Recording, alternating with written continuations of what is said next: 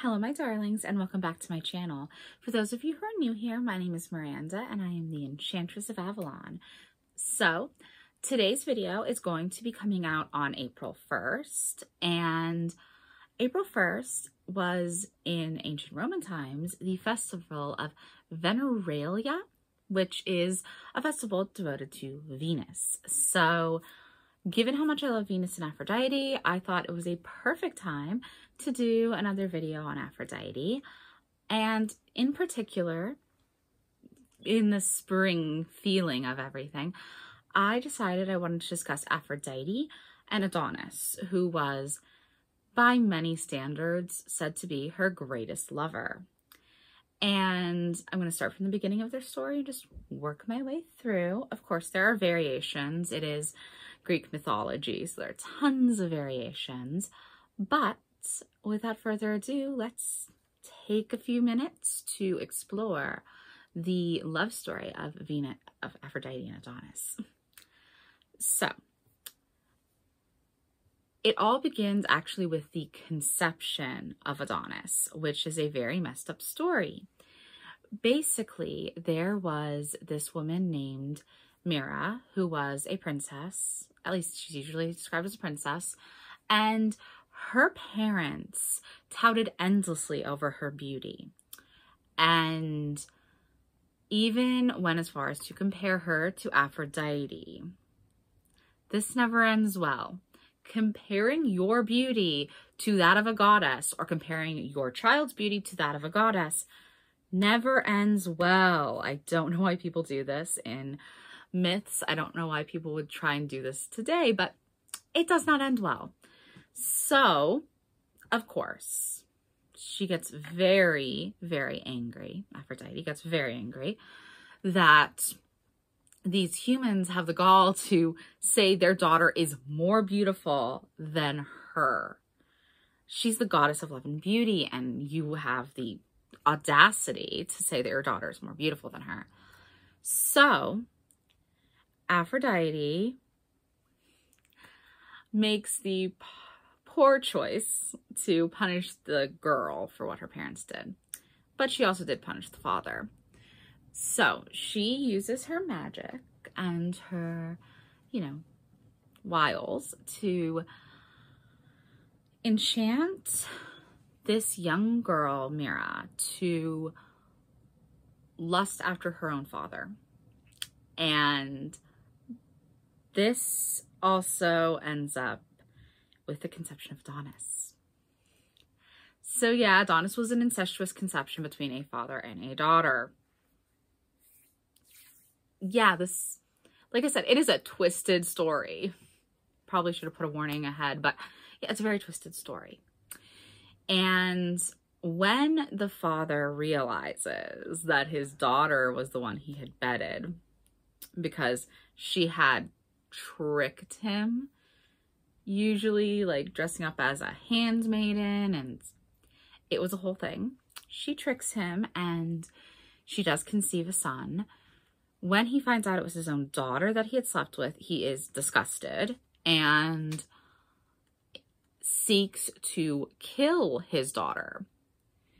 And she is screaming out, for help from the gods.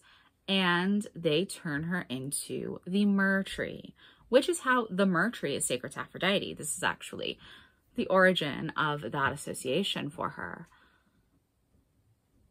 And here's where it gets really interesting. Even though Mira has now become this myrrh tree, she's still pregnant. And 9 months later, a baby bursts forth from the tree, baby Adonis.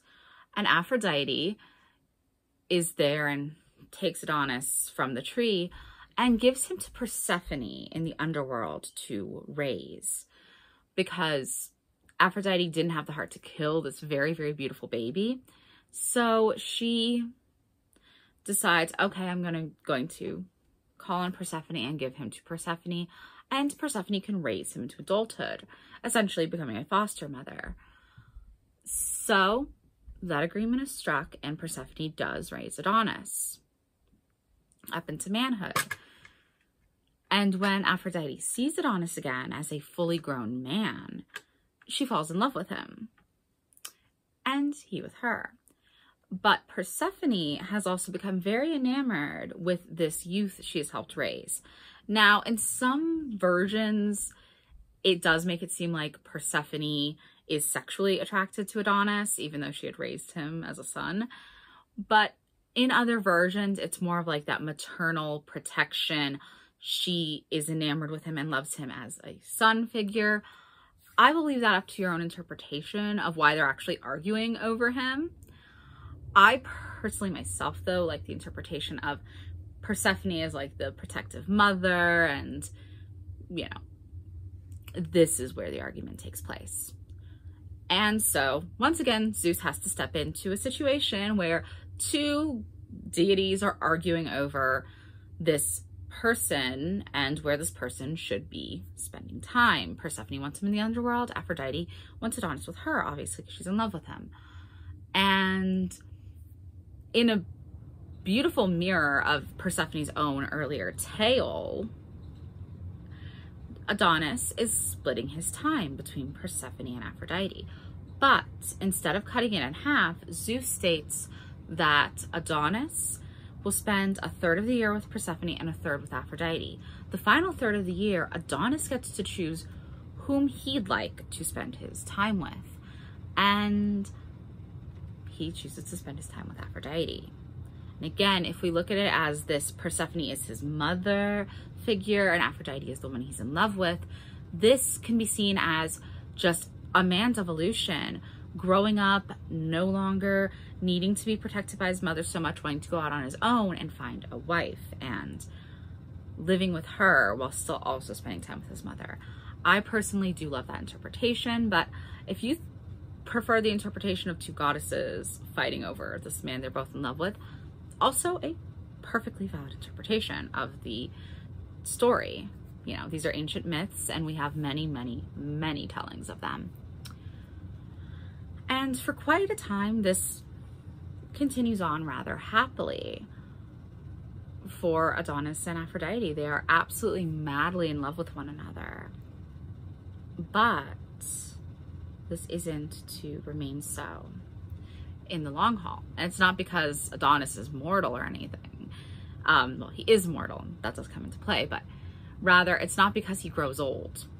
It is because he gets killed quite famously. And as with, again, all of this story, two versions. There is a version that states that Artemis was the one to kill Adonis by enchanting a boar to bore him, to destroy him, to kill him, because she was jealous of Adonis's ability as a hunter. And she was, of course, the goddess of the hunt. And that was a challenge to her authority in that domain. So that jealousy led her to kill Adonis. The other version, and the version that I think most people tend to lean towards to making a lot of sense, especially if you know your Greek mythology, is a story of Ares transforming himself into a wild boar, and he's the one that kills Adonis in jealousy over the fact that Aphrodite has found a new lover that she loves more than him at this point.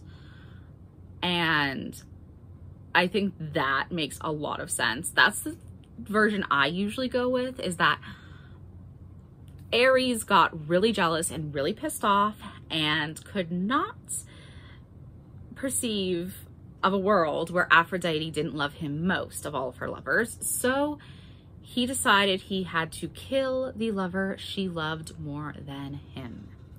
It fits into the way the gods and goddesses are often portrayed in Greco-Roman mythology, and it makes a lot of sense. And that is the tragic end to Adonis's life. And then as Aphrodite, you know, runs to him after he's been killed, she is crying and just having this really heartfelt emotion of losing this man that she has loved so deeply. And there are different phrasings and different tellings, but most often it's said that it was the death of Adonis and his blood that turned roses red. And that's why red roses are associated with love and romance, and why red roses are so associated with Aphrodite herself, although she's associated with all roses, really. But that his blood stained these white roses red. And you could find that on a lot of different like websites talking about Valentine's Day traditions, why red roses, and it does go to that. And in fact, his death is celebrated in a different festival to Aphrodite and Adonis himself called the Adonia Festival, where women would essentially mourn Adonis's death in, veneration of Aphrodite, which is a really, really beautiful thing in my opinion. So this story is, yes, a sad one, but also a twisted one, and also still a really beautiful story of how impactful love can be, and how earlier preconceived notions can be false, and how we learn to navigate our changing and transforming thought process. In that, it all started with Aphrodite being jealous over the fact that this woman was crowing about her daughter being more beautiful than Aphrodite herself, and used love magic to do something really heinous, to be honest, that came forth in the conception of Adonis. And she couldn't kill him. She couldn't bring herself to kill a baby, and she couldn't bring herself to kill a baby that was this beautiful. Gave him to Persephone to raise. Persephone fostered him and raised him in the underworld as if he was her own son. And when he was old enough, he and Aphrodite met again, fell madly in love with each other, and had this really beautiful romance. He broke away from Persephone as the mother, if you take the interpretation I like, to choose to spend more time with Aphrodite. And they had this really beautiful relationship in, her world, and they would be completely blissful for a time until jealousy yet again would end Adonis's life, bringing it full circle. He was killed either because Artemis was jealous of his hunting prowess, or Ares was jealous over his position as Aphrodite's favorite lover at that time, and he died. But here's the bittersweet part. The sweetness in the bitter of his death is that he went back to the underworld because he had died this time. So he still got to be with Persephone in that way, and he got to be nurtured by that maternal figure. So that was the story of Aphrodite and Adonis. Two lovers that really embody that springtime lover energy, although all lovers can be said to do so. I hope that you've enjoyed this little Aphrodite special in honor of the ancient Roman holiday of Veneralia. And have a wonderful week, everyone. I will see you in 2 more weeks with another video. Bye now.